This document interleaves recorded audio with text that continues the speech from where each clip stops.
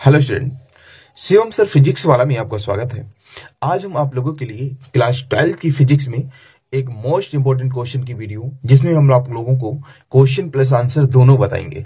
आज हम लोग पढ़ेंगे वैद्युत फ्लक्स। वैद्युत फ्लक्स क्या होता है, वैद्युत फ्लक्स कब धनात्मक और कब ऋणात्मक होता है, वैद्युत फ्लक्स कब धनात्मक और कब ऋणात्मक होता है। फिर हम लोग पढ़ेंगे वैद्युत फ्लक्स का मात्रक क्या होता है, वैद्युत फ्लक्स का विमीय सूत्र क्या होता है। अब यहाँ पे हम लोग पढ़ेंगे फिर गॉस का प्रमेय, very very very very most important, जो हर साल आपका बोर्ड एग्जाम में क्वेश्चन पूछा जाता है। और हम लोग इसमें जानेंगे कि गॉस की प्रमेय का कथन क्या होता है, गॉस की प्रमेय हम लोग कैसे सिद्ध करेंगे, गॉस की प्रमेय को हम लोग कैसे सिद्ध करेंगे ये भी हम लोग जानेंगे।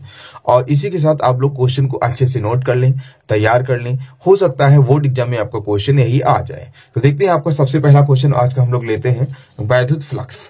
देखिएगा वैद्युत फ्लक्स जो आपका होता है हमने आपको पहले से नोट कर रखा है। देखिएगा वैद्युत फ्लक्स की हम लोग बात करते हैं तो देखिएगा जो आपका वैद्युत फ्लक्स है, तो वैद्युत फ्लक्स को इंग्लिश में हम लोग कहते हैं इलेक्ट्रिक फ्लक्स। क्या बोलते हैं, इलेक्ट्रिक फ्लक्स बोलते हैं। तो यहाँ पे आपका लिखा है, देखिएगा होता क्या है, हम लोग उसी की बात करते हैं, इसकी डेफिनेशन की बात करते हैं। वैद्युत क्षेत्र में स्थित किसी काल्पनिक पृष्ठ से, कैसा काल्पनिक, वैद्युत क्षेत्र में स्थित किसी काल्पनिक पृष्ठ से गुजरने वाली वल रेखाओं की संख्या को उस पृष्ठ से वैद्युत फ्लक्स कहते हैं। इसे फाई ई से प्रदर्शित करते हैं। इसे किससे प्रदर्शित करते हैं, फाई ई से प्रदर्शित करते हैं। तो हमने इसका फार्मूला भी लिख रखा है, अर्थात वैद्युत फ्लक्स डेल्टा फाई ई बराबर क्या हो जाएगा, E vector into delta A vector हो जाएगा, E vector into delta A vector हो जाएगा। आगे हम लोग बात करते हैं यह कैसी राशि होती है, तो हम लोग बता सकते हैं वैद्युत फ्लक्स एक अदिश राशि होती है। कैसी राशि होती है, वैद्युत फ्लक्स एक अदिश राशि होती है। आगे हम लोग अगर दोस्तों बात करें तो इसका मात्रक क्या होता है, इसका मात्रक न्यूटन मीटर स्क्वायर प्रति कूलम अथवा इसका मात्रक वोल्ट मीटर होता है। न्यूटन मीटर स्क्वायर प्रति कूलम अथवा इसका मात्रक क्या होता है, वोल्ट मीटर होता है। इसके हम लोग विमीय सूत्र की अगर बात करते हैं तो आपका होता है ml³ t की पावर -3 a की पावर -1 होता है, t की पावर -3 और a की पावर -1 होता है। अब बात यहाँ पे ये हमने नोट पॉइंट पे करके ले रखा है कि वैद्युत बल रेखा के बारे में हमने आपको बताया है कि वैद्युत फ्लक्स कब धनात्मक होता है और कब ऋणात्मक होता है। तो हम लोग पहले यहाँ पे आपको बता दें कि कब धनात्मक होगा कब ऋणात्मक होगा। जैसे यहाँ पे हम एक पृष्ठ ये ले लेते हैं और दूसरा प्रश्न हमने ये मान लिया, इसको हम लोग मानते हैं पृष्ठ ए, इसको हम लोग क्या मानते हैं, पृष्ठ बी। तो देखिएगा जब बल रेखाएं किसी पृष्ठ से निकलती हैं, जब यहाँ से निकलेंगे तो ये कैसा हो जाएगा, पॉजिटिव हो जाएगा। जहां से निकलेंगे वो कैसा हो जाएगा, पॉजिटिव हो जाएगा। और जो इसको ग्रहण करेगा वो कैसा हो जाएगा, नेगेटिव हो जाएगा। तो हम लोग कह सकते हैं कि जब बल रेखाएं किसी पृष्ठ से निकलती हैं, जब बल रेखाएं किसी पृष्ठ से निकलती है तो वैद्युत फ्लक्स कैसा होता है, धनात्मक होता है। और जब बल रेखाएं किसी पृष्ठ में प्रवेश करती हैं तो वैद्युत फ्लक्स ऋणात्मक होता है। यही हमने नोट भी कर रखा है, जब बल रेखाएं किसी पृष्ठ से निकलती हैं, तो वैद्युत फ्लक्स धनात्मक होता है, तथा जब बल रेखाएं किसी पृष्ठ में प्रवेश करती हैं तो वैद्युत फ्लक्स ऋणात्मक होता है। वैद्युत फ्लक्स कैसा होता है, ऋणात्मक होता है। आगे हम लोग इसी क्रम में बात करते हैं कि गॉस की प्रमेय। तो गॉस की प्रमेय दोस्तों हमको सिद्ध करना है, तो सबसे पहले हम लोग जानते हैं इसका कथन क्या होता है। कथन की हम लोग बात करें, इसका कथन भी 1 नंबर में पूछा जाता है। तो अगला हमने यहाँ पे टॉपिक लिया है गॉस की प्रमेय।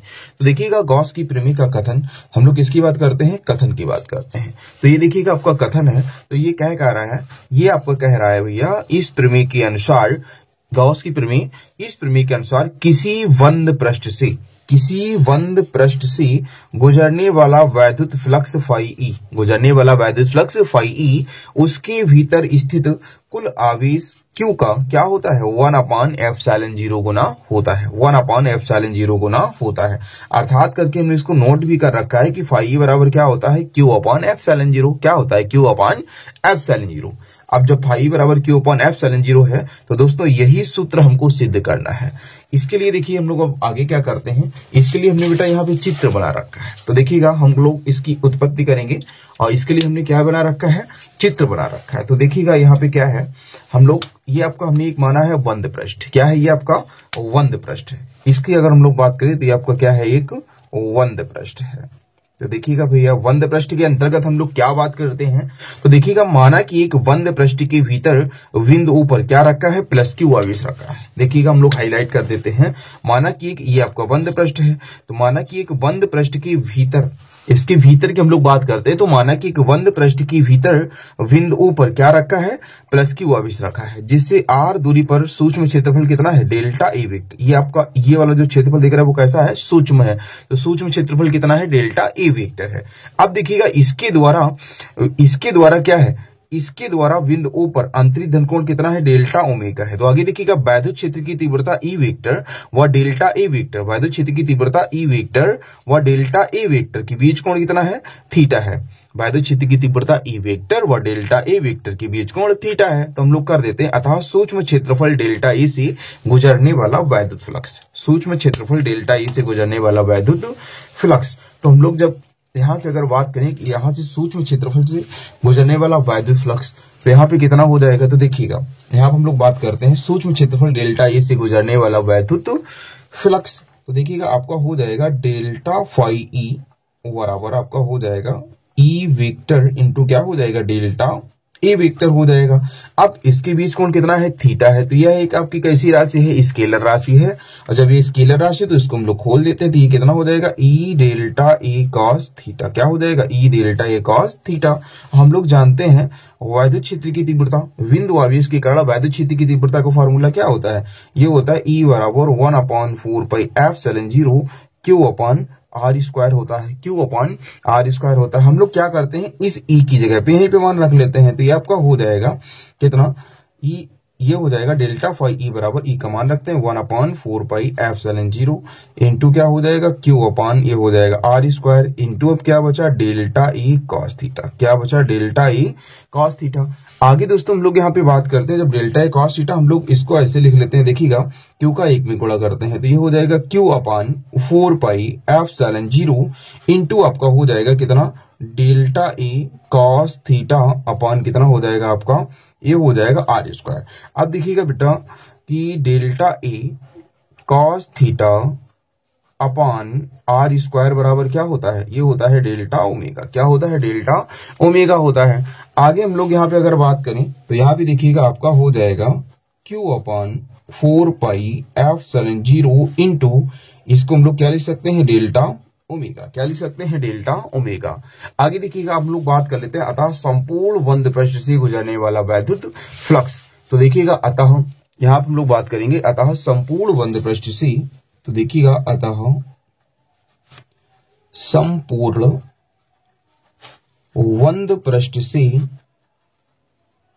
संपूर्ण बंद पृष्ठ से गुजरने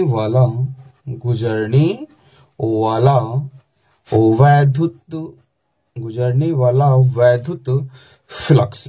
अब संपूर्ण बंद पृष्ठ से गुजरने वाला वैद्युत फ्लक्स, जब संपूर्ण की हम लोग बात करेंगे तो यहाँ पे आप लोग देख रहे होंगे डेल्टा यहाँ से हट जाएगा, और जब यहाँ से दोस्तों डेल्टा हट जाएगा तो ओनली क्या बचेगा, आपका फाई ई बचेगा। जब फाई ई बचेगा तो यहाँ पे क्या हो जाएगा, संपूर्ण बंद पृष्ठ क्लोज इंटीग्रेशन, ये आपका हो जाएगा क्यू अपॉन 4πε0 इंटू क्या हो जाएगा, डेल्टा ओमेगा हो जाएगा। आगे हम लोग बात करते हैं फाई ई बराबर हो जाएगा, तो क्यू अपॉन 4πε0 को हम लोग इससे बाहर लिख लेते हैं, यह अचर राशि होगी। तो यहाँ पे क्या हो जाएगा, क्यू अपॉन 4πε0 इंटू क्या हो जाएगा, क्लोज इंटीग्रेशन डेल्टा ओमेगा। अब आपको बता दें, जहां पे ये क्लोज इंटीग्रेशन डेल्टा ओमेगा, इसको हम लोग बोलते हैं, क्या बोलते हैं, क्लोज इंटीग्रेशन डेल्टा ओमेगा को संपूर्ण धन कोण बोलते हैं, संपूर्ण धन कोण बोलते हैं। तो देखिएगा जहां क्लोज इंटीग्रेशन डेल्टा ओमेगा संपूर्ण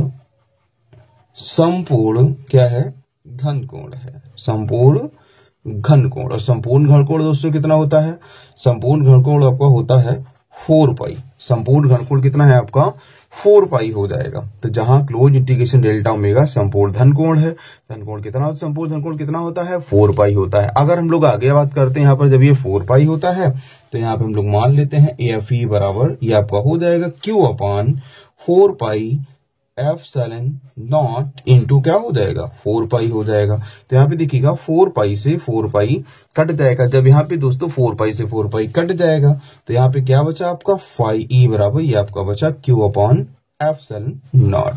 तो हम लोग कह सकते हैं यही क्या होता है, गॉस का थ्योरम होता है। यही गॉस का थ्योरम होता है। अगर हमारी वीडियो आप लोगों को पसंद आई हो तो चैनल को सब्सक्राइब करें और वीडियो को ज्यादा से ज्यादा लाइक करें।